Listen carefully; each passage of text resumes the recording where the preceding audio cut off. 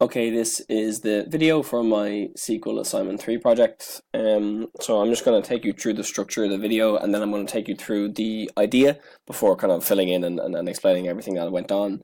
So the first thing I'm going to do is take you through the ERD, kind of explain where the relationships happen. And I'm going to talk about the relationship matrix, which is really just to show the multiple one-to-one relationships I have in my ERD.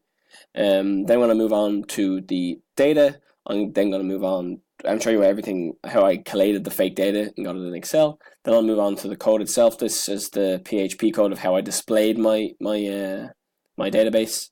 I'm not going to show the database code because it'll be an absolute nightmare to get the MySQL up. And then I'm going to go and show you the PDF file of what the actual output looks like. So without further ado, I'll move into this. So here's my here's my ERD.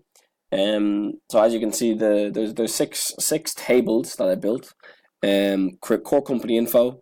It's effectively a stock market project. So I used to work as a financial analyst, which is where the idea came from. And the idea came to me because stocks they fit into databases really nicely. I used to work with databases and stocks before. Nothing as fancy as my table, of course, but I definitely used to work with a lot of them. So I got a lot of good ideas about what would look well in a table, what the key information is. So I think that part of the project went well anyway. This would be core company info, the company name, the ticker is the primary key. Every single company that's listed on any stock exchange has a unique ticker. So the ticker is really useful for trying to see where the company stands. There's always a unique ticker for a company. There's also a unique ISIN most of the time. This can change depending on the exchanges, which is why you have these exchanges and the currency the ticker's in, the stock is in. So all these things can change depending on the stock itself, which is why they're all important to have in core company info. You move into price movements, end the year 2017, end year 2018 for a comparison, individual stock values, and then personal info of people. Stocks are nothing without people to own them, so that's where that comes in. So that's the way that works. It turned out that I wanted to have a bunch of multiple relationships in the tables because I know that the brief suggested to do that. But it just worked out that when I put all the data together and I built the tables that I thought would be useful, single relationships based on the ticker, individual one-to-one relationships in the SQL just work better. So I built that instead. Instead of trying to put in multiple relationships for the sake of it, I tried to just do what I thought would be best now that I built the data. If I was going to build the ultimate database for myself, would I use a multiple relationship one? The answer to that question was no. So that's why I built it this way. Probably will lose marks for it. Don't really mind. I didn't want to add 4 or 5 extra tables just for the sake, for both time and effort. I didn't think you'd get much out of it. So that's what that's there for. Move on really quickly to the relationship matrix. This is again obviously another very simple one. There's no multiple relationships. There's certain one-to-one relationships generally linked to the core company info table, except there's an individual values and personal values link here. But other than that, it all goes through core company info. It all goes through the ticker. Foreign keys for most of them are the ticker symbol because of its individual nature. And it means that anytime it just makes it a really easy table to use if you ever were actually going to use it. Move on then to the Excel data. So I didn't use the website given. I created all my data in Excel. I've used Excel to create data before, fake data before, so it just seemed the easiest thing to do. Just a couple of random number generators and off I went. So these are the tables.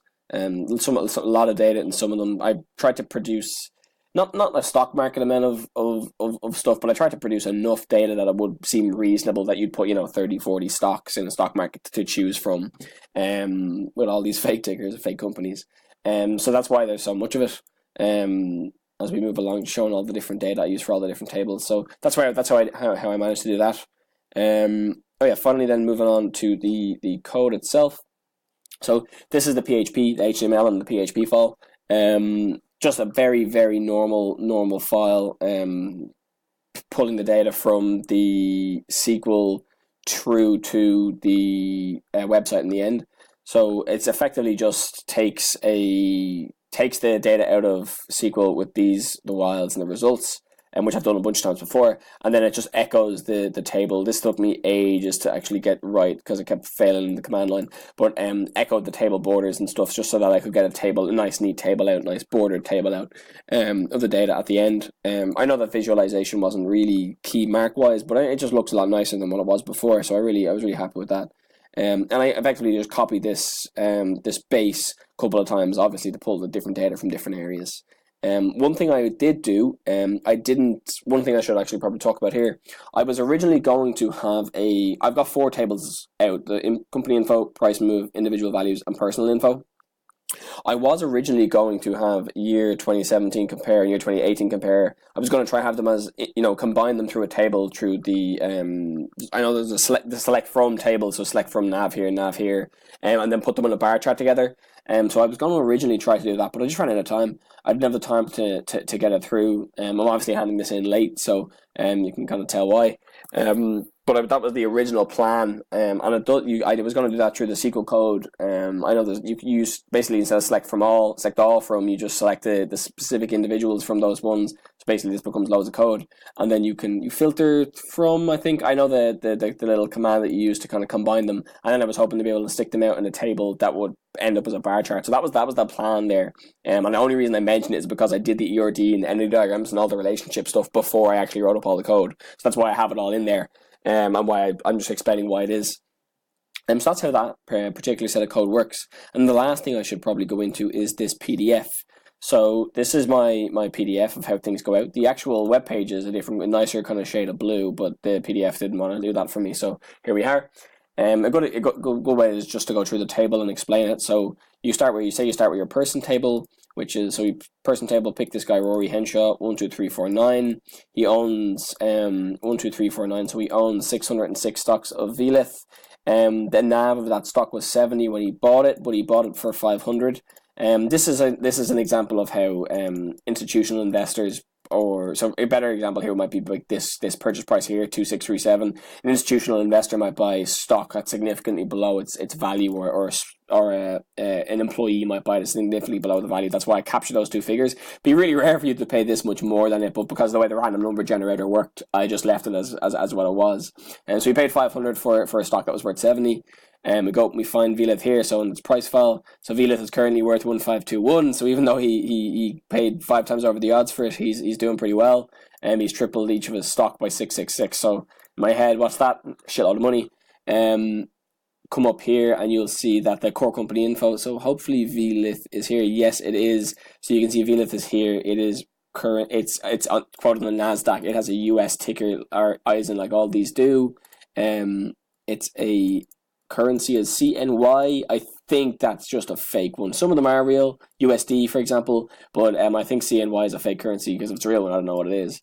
And there's all the data for it. So that's kind of example of where I was coming from with the database. You'd be able to use the multiple tables to see what each person owns, what the stock value is, what's the core company info about for that, where is it quoted, etc. So that's kind of the plan of the table. And that's effectively the project. It certainly wasn't everything I wanted it to be. Definitely think I could have put in more nice visuals and could have had more links. But I think I was really happy I got it out. It took me ages to get this nice bordered, more time than I'd like to admit, to get this nice bordered table out. So I was really happy with that. And it was tens of times, so it was quite enjoyable. So thanks for that, and take it easy.